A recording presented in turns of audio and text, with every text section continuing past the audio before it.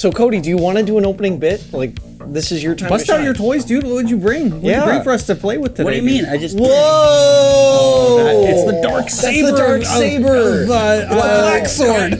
What's the name of the Mandalorian planet, Kevin? Mandalore? Hey!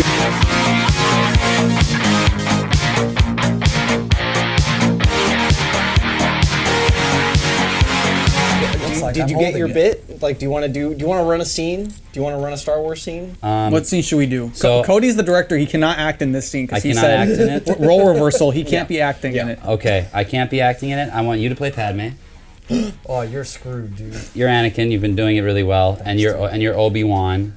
And Obi-Wan. right now, you two are just seeing each other in episode 3. You betrayed me. And then Padme comes in, and then action. I love you. She loves you, and you betrayed me, Anakin. You son of a bitch. Liars! Anakin, I would never do anything like that to you. You're with him! No! I am taking the fact that you killed children very well. I am not! Don't- She could be taking it worse also. You brought him here to bring up the children thing! Bitch! I didn't know that he was even on the ship, I swear! You're gaslighting me! You've done that yourself. All right, now we're transitioning. Lightsabers are up. Am I dead now? Did I get choked? All right, yeah, we're gonna cut. We're gonna. Now we can be best friends forever without that whore. I hope that baby isn't born! Play the relationship a little bit higher. I got the high ground, dude. Alright guys, this one's gonna be a bit of a doozy. It's probably gonna be a 3-parter. We all just had a lot to say about The Mandalorian. Before we jump into it, I wanted to say hi, welcome if you're new here. You probably clicked on it because you saw this thumbnail and want to tell us that we're a bunch of idiots, but I promise that's more for the algorithm. We're trying to get those views. What we do here is long-form discussions about movies and sometimes TV shows like we're doing today in the case of The Mandalorian. In this particular video, we have our friend Cody, who is here to act as a counterpoint to a lot of our negativity. The reason that I'm giving this little talk in the beginning, I'm talking to you one-on-one. By the end of this video, we're gonna do a lot of yelling at each other. We're gonna do a lot of shouting. We are having fun talking about Star Wars, and that is ultimately what the point of this video is. We're not here to tell you that you should dislike The Mandalorian or that you should like The Mandalorian. We are having a discussion to hopefully entertain you. So buckle in, grab a drink, grab some popcorn. You're still welcome to write that comment that calls all of us a bunch of idiots. I just hope that at some point we get a laugh out of you. Thank you for joining us, and welcome to The Mandalorian Season 2 review. What? That's my job. Well, No, Cody's directing there it this. goes. There it goes. This is a new day. New day, new episode, new... I have one thing that I get to do. I'm also quitting Uncle Mickey. I'm joining. I'm becoming an actor. one thing. The stakes are high on this one. I think friendships are on the line. Our last couple videos not click doing on that. not doing so hot in the view department. I don't think we've been negative enough. I agree. That is actually Yeah. kind of true. I think we've liked too many things. This is not what I subscribed to these I losers subscribe for blatant negativity, and guess what? We're here to give it to you. We wanted to bring Cody on because Cody is a fan of Star Wars. When season 2 aired, you know, we're friends, so we talk about it. Cody definitely has a different opinion than us generally. I think we all have kind of, it's the same thing as every Uncle Mickey video. We generally agree. We might have 1 or 2 differences, but Cody does not walk away with the same opinions that we do. So, you know, we're kind of letting Cody in, challenge our viewpoints. We also wanted to have like this feel different than our review of season 1. Back and That would forth, be a different discussion. thoughts on different, like a discussion, just with yelling and other things. Just want somebody to yell at. You know, somebody that we can disagree with. That is what Cody's here for, is to be steamrolled. Hey, you guys are a bunch of pussies, so I'm ready to put This the is fist true. up. This is true. I'm ready This is to, true. let's go.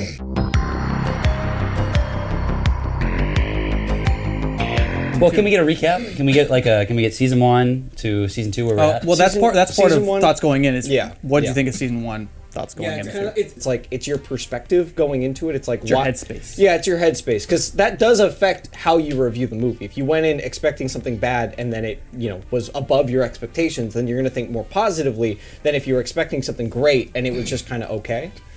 So that's kind of like what this is, and like recapping a little bit. So I say this every single time we talk about Star Wars, but this channel's gotten to document my descent into hating Star Wars. The first video that we ever did that got any traction was our Rogue One video. Babies back then. That was the first time that I really didn't like a Star Wars movie, and since then I've just come to be completely apathetic. That was your first time? You didn't have 3 times before that? The prequels are bad, but I enjoy watching them. There's stuff in each movie that I enjoy. Rogue One comes out, I don't enjoy anything really in that movie except for maybe the climax of the film. Like I like the just visual, they put a lot of money into it. You like the pew pew. And so when the Mandalorian TV show came out, by that point I was just like, Star Wars can go die. Like I don't give a shit anymore. Like I just don't care enough to hate it, and somehow I still managed to hate it. You always say you don't care, and then you always come back. Anyway. I always come back. We had a whole 2-hour conversation today about what I think we could do with the Star Wars universe. So clearly I'm lying someplace. Going into season 2, I kind of had the expectation of,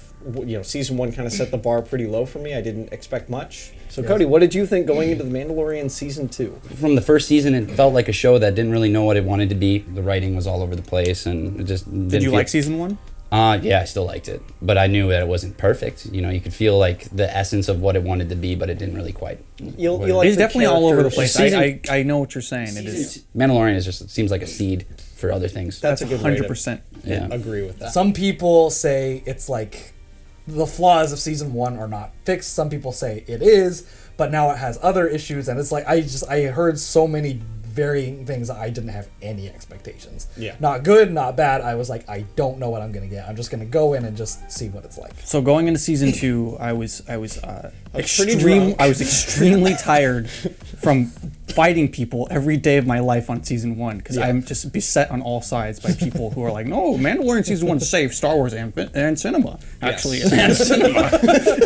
Actual quote from people. I can't just go to the store and just buy a couple claws. I have to go to the store, buy a couple claws, and the cashier has to fight me on Mandalorian every single time. You the fucking prick that doesn't like Star Wars: The Mandalorian. Yeah, it's me. Yes, I'm the one person. Yeah, that show sucks, and I have to every time. For you, this pack of White Claws is $38. I'll pay it. I'll pay it and still have my opinion. I was like, it is not going to be fixed, because the only thing that mattered for me was the same exact filmmakers are involved. It's the exact same. Yes. They haven't changed anything at all with the formula. Well, and also the first season was popular. Like us, they don't have to. They brought back the exact same directors. Yeah. Except they added one. They added Rodriguez. Dude, Robert Rodriguez might be the laziest Star Wars Mandalorian director, because the 2 episodes that he's directed that I know of off the top of my head are the 2 worst looking ones. The first episode of Book of Boba is horrible. Like, it looks terrible. And that episode that he directed in season 2 also looks horrible. If you look at the behind the scenes with the Rodriguez episode, he's just on his guitar the entire time. It doesn't feel like he was actually doing anything.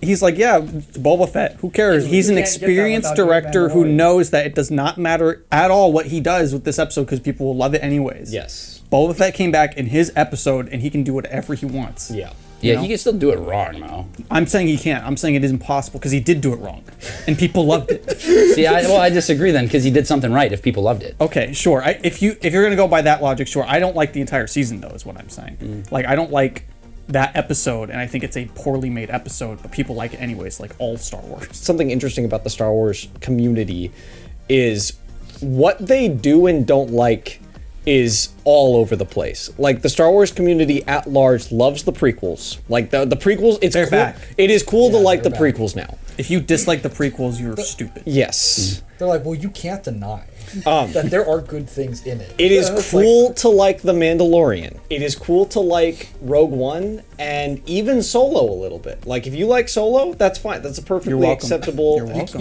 You can't love it, but you can like it all you want. Yeah, it's got problems. It's got problems. Everyone acknowledges that it has problems. It's got problems. Listen, I'm not going to say it's my favorite Star Wars movie, but some people will. Some people will. The places that they draw the lines are really arbitrary, because I think the reason we're doing this review now and it's coming out when it is obviously Book of Boba is hype train's rolling. Is coming out. It's got coal in it. So Book of Boba, at least the first couple episodes, it lost the fandom. And I was reading these threads of people being like, all right, guys, obviously they had to do it like this. Like, Jon Favreau and Dave Filoni, they know what they're doing, but I think They're this is- geniuses. They're geniuses, and it's this. They're not these- yes men for Disney. These mental gymnastics that they're doing, but all the problems that people have with that is Book the of Star Boba Wars fandom is mental gymnastics. are present in the Mandalorian. Like, yeah. it's the They're same. exaggerated a lot more though. They've just been given more time. Like that's the thing is, I don't think it's exaggerated because they're doing something I different. just did Well, you, you haven't seen all the episodes. yeah, you gotta. I have not seen all the You gotta watch episodes. all the episodes. It does. because they could have the same problems and then more. Yes, that's so, true. So, yeah, you know. yeah. John Favreau is a talented director. Oh yeah, I respect him as a filmmaker. Yes. He directs the best episodes of the series. Dave Filoni struck out both times. He made the worst episodes both times. He didn't make the worst episode in season 2, dude. No, yes he did. No. He made the Ahsoka Tano episode. That's not the worst episode. It is That is easily the worst episode. You're wrong. It's easily the worst? No. I wrote it in is my not. notes. That's the one note I put on there. Why? That whole episode is filled with like the horrible dialogue that you don't want to be in a Star Wars thing. Horrible dialogue. It has Okay, present in all episodes. Next. Yeah, like come on. Arguably no point. It's actually not even at its Tell me where worst. Thrawn is. God damn, I hate that. arguably the least, like the most pointless. How cool is that though? You know how many people are watching the show? They're like, I have no idea who that is. It's introducing so many people to so much more. Exactly. Star Wars. Introducing a bad character. But What? You're wrong. You're I'm fucking sorry, wrong. dude. Well, no, Ahsoka's no, bad. No, are you saying He's talking- Ahsoka's bad? Ahsoka's bad. He's yeah. talking about Thrawn. Oh no, I don't care. I don't know Thrawn. I'm saying Ahsoka is terrible. It's introducing Ahsoka into this now live action franchise, and she is terrible. She's bad in the cartoon. She's bad now. This is messy. No one wants to watch a mess. Pull it out. No one will want to watch it. Pull it up. Hold on, hold on. Hold on. No one.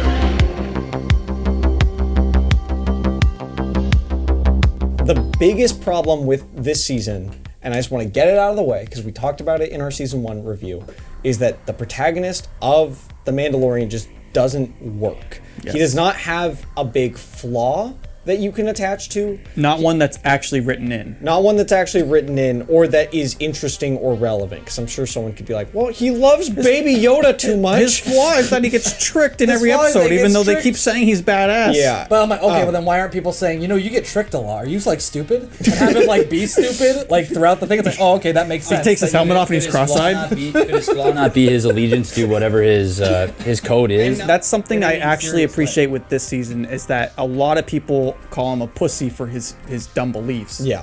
And he does have a slight arc with that the entire season. Yeah. Which you don't have anything like that in the first season. Yeah.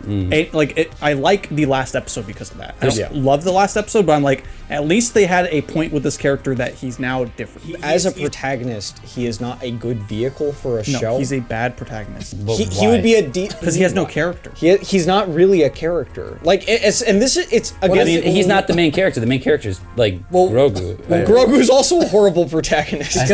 I got some interest. I got some. He has no lines. He has no lines. He doesn't show his face, and all of these sound like, well, of course not. He's the Mandalorian. But those are Put things. personality into it. The very few points in this season where he takes his helmet off, I'm like, there should be more of this because he can be the quiet, like doesn't say too much protagonist, but at least he emotes. Pedro Pascal's a good actor. That scene where he takes his helmet off and he's there with Bill Burr is great. And I'm like, oh, I know what the Mandalorian's feeling in this. Yeah, He's that whole- not just going, Yeah. Okay. For sure. Well, I think a big mistake that season made was not giving the Mandalorian another sidekick or other cast of characters that he's constantly bouncing off of. Even though the protagonist doesn't talk, he's used as a vehicle to kind of introduce you to these other characters. But That's exactly what Mando is. I was gonna say you could argue that they do that, but there's not enough consistency. There's not enough consistency. There's not enough and- consistency. and the characters- One, You almost and the can't- characters are terrible. I want a character that I can sit here and be like, I want to go on this journey with this guy. Yes. You can't. I don't think we can get there quite yet until this is. Well,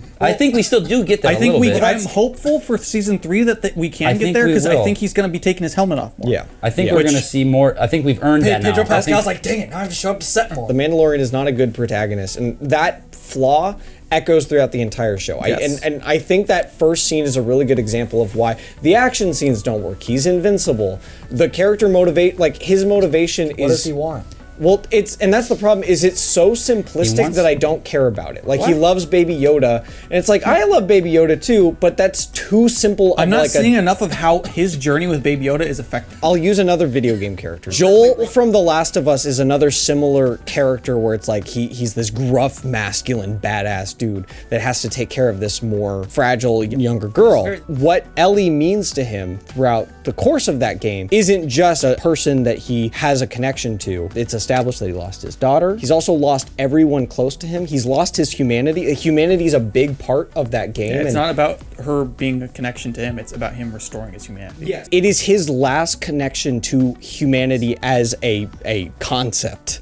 And that's what the character means to him. It's not just something that he cares about. The entire first season, he's going around with Baby Yoda, and I'm like, I really don't know why he's doing this. I don't know enough about this character to know why he's... Other than just I, as an audience member, would do the same, maybe? Yeah. It's like, but that's not enough. I'm saying this character should take me on a journey. I'm not taking... Yeah, deep down, he's a nice guy. What makes him stand out? So what do we know about him, the guy himself? That's what I'm saying. What do we know about him? Well, very little, but he seems to be... It's like he didn't like robots. Like, he has a thing against robots. I thought that was interesting in season 1, where he was like, we're like, what is this thing? He changed his mind on that, though. Oh, that was his arc for season 1. Season 1 was like, yeah. oh gosh, I like you, Taika Waititi. You're awesome. Thanks for saving my life. Thanks. Like, that is a little weird. Cool. That's a little weird. Can't wait to leave the show. Good time. Taika Waititi didn't come back. Bummer, he was... Bummer, because his character was really funny, and that could have been a great recurring character. Oh yeah, and they just rebuilt his 1988. brain. Yeah. Why not? Just, why bring the curly-haired chick with the donk droids and are they donk or donk? I have a big issue. Donk I have an droid? issue with that. Donk? What? Oh yeah, no, she's terrible. Why bring her back and not Taika Well, Waititi? also, going into season 2, it's like they're acting like they've been best friends for 10 years or whatever. She's, oh, Mando, you're back! Oh my god, I'm your new babysitter. Hey, also- go over there, robots. He's just like, hey, robots, what's up? Go Robots, fix my you know thing. Mando doesn't like robots. But it's not that at all. He's just like, what's up? He's like, There really needs to be a laugh track on that scene. yes. You still got that speeder? right? Drives off. Doesn't have a family. Yeah. You know, like the little bit that we put on. He's very religious.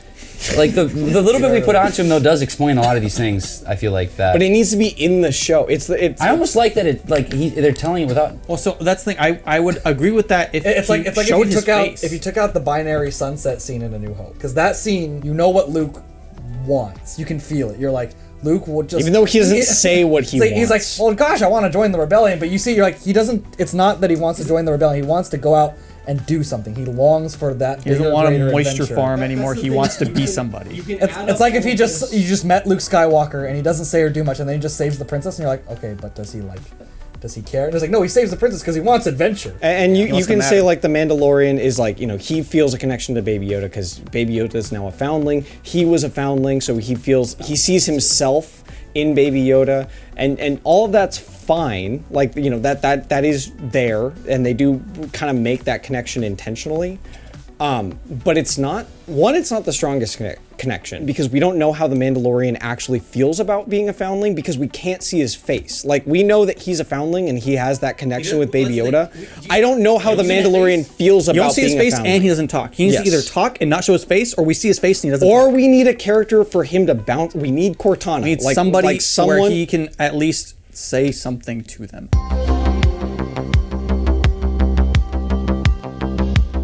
So season one, episode 1 of The Mandalorian had a cool scene. Like the Mandalorian is cool in cuts that a guy scene. in half. Cuts a guy in half. He has a sweet one-liner where he's like, "You're coming in cold." It is the idealized version of the Mandalorian. That in my opinion, he should be more like that. Yes. Like how he is in that scene is so cool that it hurts the rest of the season because I'm like, that guy's not cool. No. The guy I saw it. The first part is cool. He is The not guy, the like rest of it that. is not Seeds. Hold on. He is not like that for 99% of the cool. Oh my god, I was tricked again. That's in the rest of the season. So season 2 comes around, and the Mandalorian, he's walking down this dark, shady street, and he's like badass. He's got Baby Yoda at his back. It's playing the cool music, and it's like That music is badass. I will hate this season, but the music's awesome. He goes in this dark, seedy, like fighting ring. Spurs sound. It's like, whoa, he's going to ask this guy about something. And then within seconds, this guy has every person in the ring pull their guns on him. It's like, Tricked again. oh shit, what's the Mandalorian gonna do to get out of this familiar. one? Baby Yoda is like, he's gonna die if he gets shot. Fuck, what's Mandalorian gonna do to get out of this one? And you know, what's the coolest thing he can do to get out of this situation? Like what do we think? Quick draw, shoot them all really easily. What's the coolest thing Mandalorian could do? You can blow him up. He has a bomb. And he threatens. He's like, I'm okay with going down. What about you? What's the coolest thing the Mandalorian could do? Intimidate them, like maybe like Boba Fett might have done. What's the coolest thing? Like threaten him with just his words? Oh wow, that would have been cool. What does he do instead? Well, his armor has like this thing that just shoots everybody automatically, and it homing beams all of them. Honestly, he pulls out a grenade and he's like, I am invincible. Have you seen this armor? Like the thing that you want And in Baby this scene? Yoda's egg closes. Baby Yoda's egg closes and he flips I'm the thing good. and they're just like, oh no, he's right. He's going to live through this, and they run. That would have been cool. He's just like, Instead, find out he how does- crazy I am. Find out how crazy I am. And Instead, he does comes the after Iron him. Man thing where it's like, oh, he got out of this situation because he has better technology than them. That's not cool. Like, I don't like the character more. That's not badass. Like, because you can buy a better iPhone does not make you like a better person. But for the Mandalorian, it does. He has better armor. And it literally just kills all of them for him. And I was thinking about this because that episode was directed by Jon Favreau, and it's stealing a bit from another Iron Man. Jon Favreau movie, Yeah, with Iron Man. The And that moment is badass in Iron Man, and there's a reason for that. That moment is preceded by like a whole hour of Tony Stark getting his shit pushed in. Like he was in a cave. Well, not just that. In that scene when he does it, he's already kicked everyone's ass. There's just a few guys, and they have hostages. It's also badass because you know Tony Stark made it. He's gone through all this struggle. By that point, that moment is earned. Goes back and kills all the terrorists that captured in the beginning, and it's catharsis for all the audience that was struggling there with Tony in the guts of that cave. It's a cool, cathartic moment for the audience to see that happen. He's testing out the gear, but it's a story relevant moment. Like it makes sense for the character. He's getting revenge, and it's a moment that really works in The Mandalorian. The first season does devote a lot of time to explaining how he gets his Beskar armor, but compared to Tony Stark's journey, it has way less meaning and impact. Like Sam Slade said, the fact that Tony Stark physically makes his armor makes it a character action that he is taking to directly produce the armor. The Mandalorian's method of obtaining his armor is much more indirect. On top of that, and I would argue the most important aspect of this, to Tony Stark, the Iron Man suit is not just like a badass piece of armor or a cool gear. It is more representative of his overall fear of death. The entire first Iron Man movie can be read as a movie about someone trying to stave off the inevitability of death after he has a close experience with it and realizes that he is more destructible than he previously believed. The Mandalorian does not have a greater emotional tie to the armor outside of its, like, I guess, culturally relevant, but even then, because we never really get to see his face, we don't really understand what that actually means to him. And it has so much less weight behind it, and because of that, that scene falls completely But also, flat. every scene like that in the show has less weight behind it because Mandalorian is literally invincible. Yes. Like a big thing I think they need to change with this show is how they frame him in action sequences. Yes. It would be like it's too late. You've made him invincible. You can't take it. Like they had an episode where they took it away from him and it was awesome. But he's already invincible. His standard state is he's invincible. Yes. He is not invincible. He is He is invincible. 100%. He's shot by 1,000 blasts, he is and they never literal- hit anywhere. Every character in Star Wars is invincible.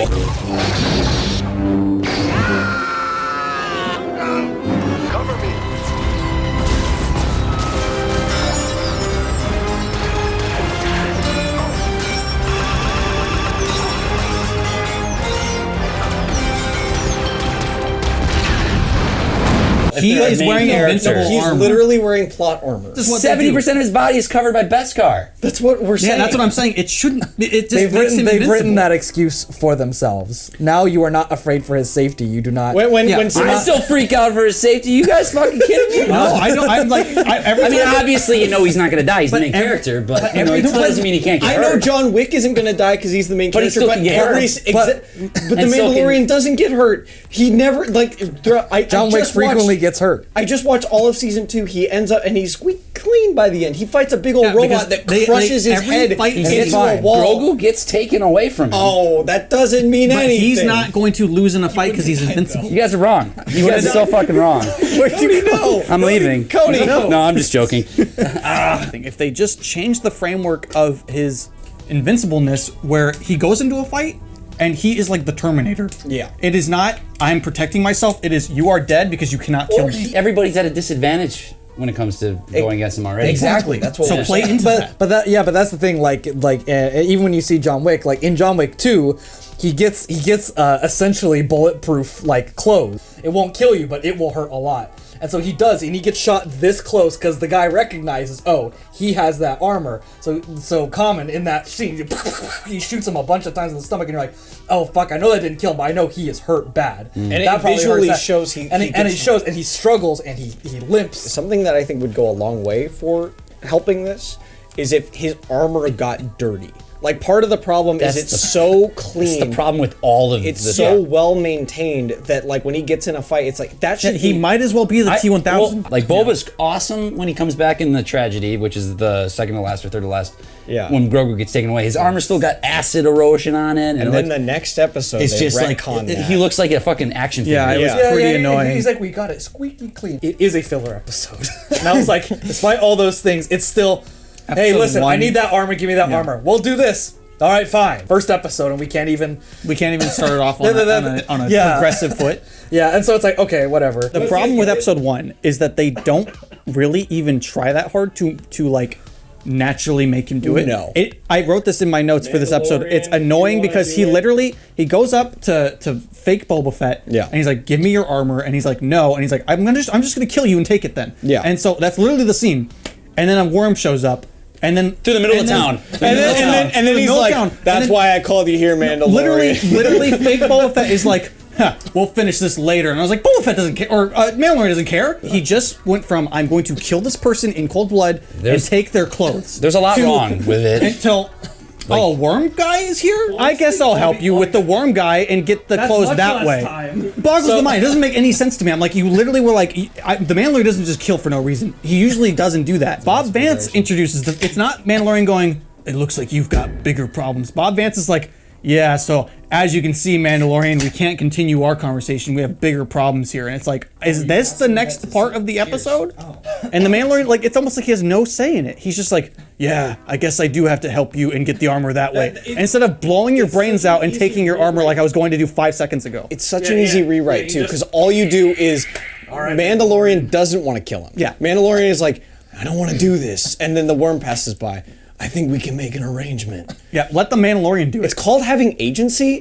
And being a protagonist. When other characters force the plot onto you, It if the main character feels like an inactive, a passive Yes. protagonist. Yes. In that, I'd say in the first episode, he definitely feels more It's like a every passive. episode. No, It is every episode. I think there are Even the meaningful- good episodes? There are meaningful side quests. I do believe there are. But he never offers No, to but that do doesn't those mean that he things. doesn't, like, he's not the one driving it, though. I'm so tired of it. It's We so have fun. 7 more episodes to go. So, the one thing I did like about it was that of what the show is trying to be, which is kind of like a Western style anthology show. Get the whole town Right? together. Some of the best episodes of season 1 also feel like that. I'm like, oh, this just feels like a Western I kind think of the episode. backdrop of the side quest of this episode works better than most of them. Yeah, even if it's flimsy how they get there, I was like, oh, the fact that they're like, it's flimsy how they get there. I'm like, oh, let's just team up, and I was like, oh, like once we got past that, I was like, you know what, I'm not having the worst time ever. The effects are actually pretty good in that first episode. When he's coming into that town, it is cool. Western setting, like we're all acknowledging how awesome that is. But It's everybody's called the looking. marshal, and he has to everybody's go looking. and he has to talk to the marshal. It's his town. Everyone in that town was too clean. It is like pulling from the animations, the original trilogy, the newer trilogy, and all the other mediums, and it's like, a combination of all of them. That's why it has the clean part of that the world. original trilogy Did you is see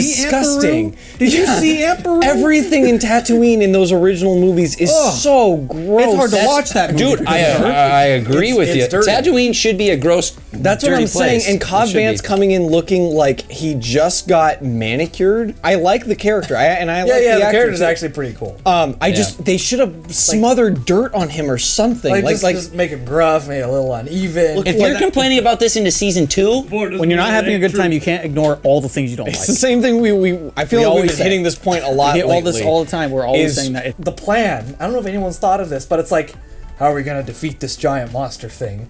And it's like, well, earlier when it shows up, it just eats a random bantha, right? It just comes up and eats a bantha, and I'm like, just put explosives in it. And then just put the bantha out there. so fucking And stupid. then- That's what I assumed they were going to do the entire time. and then it eats it. No, they're gonna try to and then harpoon it blows it. up. From I didn't like that either. They're like harpooning it from the sand. It's like harpooning I'm a just like, whale you guys are while you're doing it swimming in the actual ocean. hardest It doesn't way make any sense. possible. I'm going to give Mandalorian the benefit of the doubt on this one because I'm He sure does have brain Here's the damage. thing. I think. Well, yes, he has brain damage. Ultimately, if we were having fun, if there was a meaningful character progression that happened, If the base of it worked and everything else was stupid, we wouldn't be. We are have dealing cared. with Mandalorian beliefs here. if the reason that his plan failed, or like the reason he had a stupid plan, was because of his Mandalorian beliefs, it's like, oh, why can't we just put a bomb on a bantha and just shove that bastard? disrespectful. It's disrespectful. Like he has some stupid belief. Just like if that was the reason, then it's like, And he has- I would well- still make fun of him for it, but at least that's a character. at least move. It's a character, reason and by why the end of he's it, doing it's just like that is the thing that makes the most sense, and he has to do it. Or it goes into his arc of rejecting his beliefs. That's what I'm saying. I like that the Mandalorian did actually kill the thing at the end. At least he did something. I was like, okay, the main character did something, and then that made me a little happy.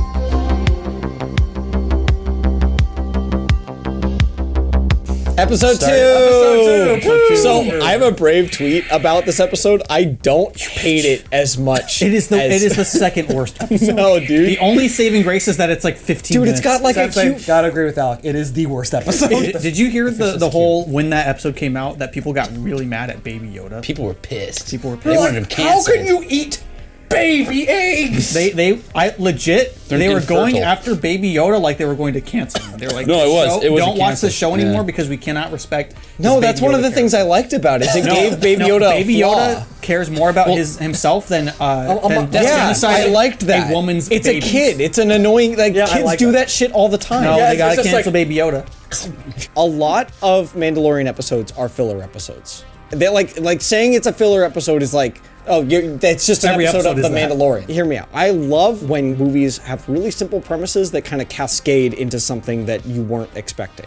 And I liked that element of this episode where it's like The Mandalorian did something in the last season that's leading him to have to run away from these X-Wings, that's led him to this situation with this fish in an egg situation.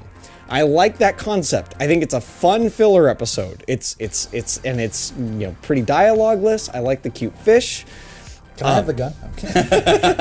It is boring and terrible. Just wait. Let him finish. Let him finish. He is done. I was talking. I don't want to hear your voice anymore. You have Mando and Grogu on the speeder, and they get like jumped by these were they Tusken Raiders and Ewoks. They like put a wire out and they hit it and they just go flying. Like Grogu probably should have Right, realistically right. died. Yeah. Dude, it was the sickest scene. He catches himself. He one of the Ewoks holds Grogu with a knife to his throat. It's a fucking because awesome the Mandalorian scene. has to talk his like. Yeah, he he's like, keeps all right, shooting. very well. You can have my jetpack. I don't know why he didn't And then he use gives the him the auto jetpack. targeting thing that There's he a lot of used in the you first. can if you start thinking too much, you can see flaws in Yeah, it. You can see the flaws in it. He that didn't reload it, dude. But the coolest part about that is Grogu just looks up at Mando after he sends him flying in the air when he falls. He looks up at Mando and Mando's just like, and he's just like, huh. So- He's teaching him that murder is okay. Yeah, murder is okay. He's teaching him murder's cool. It is in the same episode. is for a filler episode that focuses on just like these characters. They're in this situation. It's short. Actually, well, it's short, but it also actually does something with the Mandalorian and Baby Yoda. Like it gives Baby Yoda something to do that's not just being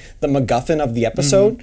Like the Mandalorian has to he's given a new challenge that he's not faced. What happens when Baby Yoda's bad?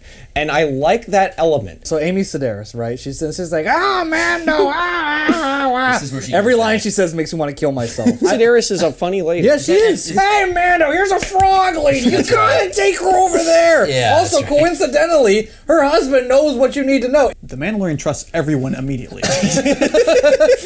That's one of his things. Dude, He's that's always one of his flaws. Would agree with you, Cody. I want it to be a flaw, but it is not written like a Because flaw. it's never a consequence. It He never. inconveniences him it for a second, and then he gets saved, and he Yes. never, you know what I mean? Eventually, he should say, "I shouldn't trust you immediately." Luke's flaw when he's young and naive, and he doesn't know what he's doing. That pays off as a flaw when they're like, "Oh, they're coming through the door." All right, how do we get across? Oh, I think I just blasted it. Like, that has cost them an obstacle because of his mistake. That's his flaw. And then he has to overcome it. And that's a really important part of the process, because I could see someone saying, well, like the Mandalorian, he always is getting himself in problems that, you know, because of his flaws. He's getting bailed out. With Luke, as the protagonist of the film, he has to overcome a challenge. And the Mandalorian never has to overcome a challenge. He's always being bailed out. You can All play of a the drinking relationships game. he meets on the way, like, pay off in the end. Those are the things that work out. He says yes to all of these people, and they end up helping him in the end. But he, at some point, the Mandalorian has to get himself out of like every episode. Purely on his own. So you walk in, Amy Sedaris, right? She's playing Sabak, right? She's playing cards. Oh, fucking ants, right? With this bug guy, right? And I like my practical Star Wars creatures. I'm like, sure, there's a bug man for sure. He's a fucking ant, dude. And she calls him Dr. Mandible. Dr. Mandible here says he can connect you with someone who can help you if you cover his call this round. Surely that is a nickname because he has mandibles. His name is Dr. Mandible. That is his actual name. He is an ant. Dude, I wanna laugh so hard. Anyone? Kevin, Star Wars has done that every single movie. I'm just saying, it needs to be in this video, in this season. Because everyone that's like, they're just so creative. Dave Filoni, they're just so good ideas. Do you think it was just some dude that was sitting at home that just went on to Wikipedia that's like, oh, that was what she called her. I'm just gonna put that in there. You know, I think Dave I don't Filoni think did you that. guys reading into it too hard? That is one of It those is in take the or episode. leave things about Star So Wars. hold on, I don't hold hold on. that against Star I'm not saying Wars. that's my only point. In particular, they're like, oh, you know what Mandalorian does really well is like it shows us like new worlds and stuff. Like it goes different places and stuff. It's like, where's that stupid sequel trilogy? Tisk. They always go back to the same fucking places. Tatooine. Yeah, and I'm like, oh, well, that's funny because when you start watching Mandalorian season 2, I'm like, oh, look, alternate Hoth and actual Tatooine. That's interesting. They're like, then where's the next one? Oh, it's going to be in a forest. It's like, I think that episode would be remembered as one of the best parts of the season if the Mandalorian had to get out of that situation. If his arc right around it. Make him get out of situations. Yes. Every single episode is like that to me. I don't know if it is every episode, but it feels like it's every episode that he doesn't do anything for himself. Season 1 put such a bad taste in my mouth because of that. I was like, he is saved every time. It is He does interesting. not do anything himself. I wouldn't say John every Wick gets time. himself out of situations constantly. Well, here's the thing. He probably does save himself sometimes, but I don't notice it because most of the time he's not saved himself. It's a group effort in a lot of the things that are going on, I feel like. Sometimes not so much, but I would get that if he was in On the- constant contact with the same people that would be. Yes, he loses his badass status when every single time he's in a situation where it's life The or show death. is exceedingly trying to make you feel he's badass. But like, dude, he's when badass. he kills, I swear. when he kills the worm, he did that. I agree. That's that's one of the I was better- like, that's Yeah, good. it's one of the That is better how moments is every- when he does that. literally- In episode season 1, I felt Literally like that every episode needs to end like that. It needs to be like Kane from Kung Fu. Kane from Kung Fu fights his way out of every situation. He gets shot in every episode. Fun fact. He is shot by either bullets or darts or arrows in every episode, but he fights his way himself out. He's not saved. And David Carradine's like, you shot me in the back with an arrow. shot me Now in the you're back. dead.